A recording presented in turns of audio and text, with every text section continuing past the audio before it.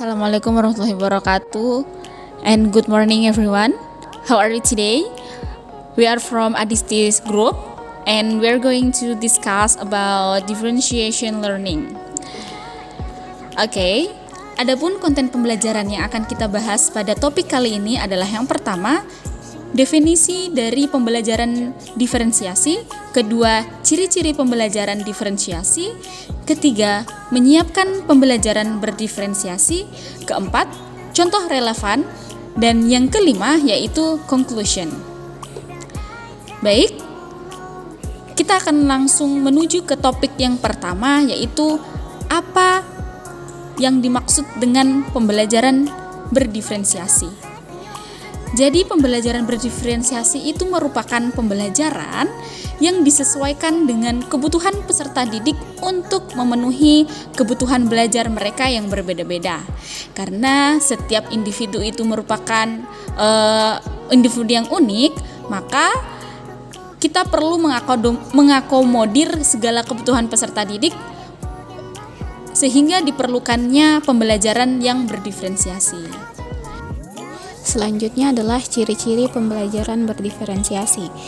Ciri-ciri yang pertama yaitu berpusat pada peserta didik dan guru memahami perbedaan tingkat kemampuan, gaya belajar, dan minat setiap peserta didik. Yang kedua yaitu menyesuaikan pada 3 aspek utama, yaitu konten atau what to learn atau apa yang dipelajari, proses atau how to learn atau bagaimana mempelajarinya, dan produk atau how to demonstrate learning atau bagaimana hasil dari pembelajaran tersebut. Ciri-ciri yang ketiga yaitu lingkungan belajar yang inklusif dan nyaman bagi semua peserta didik. Dan yang terakhir yaitu menggunakan tes diagnostik, asesmen formatif, dan sumatif. Adapun tes diagnostik terdiri atas kognitif dan non-kognitif. Adapun aspeknya, kognitif yaitu tes pengetahuan dan non-kognitif yaitu tes mengenai minat, gaya belajar, motivasi, dan latar belakang sosial peserta didik. Tes ini dilakukan untuk memahami kesiapan dan kebutuhan peserta didik. Sedangkan asesmen formatif digunakan untuk memantau perkembangan peserta didik dan menyesuaikan strategi mengajar. Selanjutnya, asesmen sumatif dilakukan untuk mengukur pencapaian akhir peserta didik. Menyiapkan pembelajaran berdiferensiasi. Pertama, mengenali karakteristik peserta didik dengan metode observasi selama kegiatan belajar berlangsung, wawancara, atau angket. Kedua, membagi kelompok sesuai dengan minat atau gaya belajar. Ketiga, memilih topik pembelajaran dengan memperhatikan keberagaman peserta didik dalam hal motivasi, minat, dan harapan belajarnya. Keempat, melakukan asesmen awal pembelajaran untuk mengetahui sejauh mana peserta didik memahami materi pelajaran yang akan dipelajari, sekaligus mengukur kesiapan peserta didik terhadap tujuan pembelajaran. Dan yang kelima, melakukan evaluasi dan refleksi dari penerapan pembelajaran diferensiasi di kelas. Baik, selanjutnya saya akan menjelaskan mengenai contoh relevan dari pembelajaran berdiferensiasi. Contoh ini kami ambil dari pengalaman pembelajaran pada siklus 1 PPL 2 yang telah dilaksanakan. Sebelum merancang pembelajaran, kami melakukan tes diagnostik kognitif untuk mengetahui kemampuan awal peserta didik. Dari hasil tes tersebut, kami mendapatkan bahwa peserta didik memiliki kemampuan awal yang berbeda-beda, yaitu peserta didik dengan tipe A memiliki kemampuan high atau tinggi. Kemudian peserta didik dengan tipe B memiliki kemampuan medium atau sedang.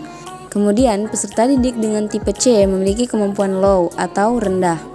Diferensiasi yang kami lakukan adalah diferensiasi proses dan konten pada materi teks deskriptif dengan topik daily activities. Guru telah menyiapkan lembar kerja peserta didik, yang mana peserta didik dengan tipe A mewawancarai melalui pertanyaan yang telah disediakan tanpa terjemahan. Kemudian, peserta didik dengan tipe B melakukan wawancara melalui pertanyaan yang telah disediakan tanpa terjemahan namun disediakan list vocabulary pada LKPD-nya. Kemudian, peserta didik tipe C melakukan wawancara melalui pertanyaan yang telah disediakan, di mana Pada LKPD-nya, tipe C disediakan cara menjawab dan list of vocabularies. Untuk diferensiasi prosesnya, peserta didik dengan tipe C diberikan bimbingan yang khusus dan mendalam.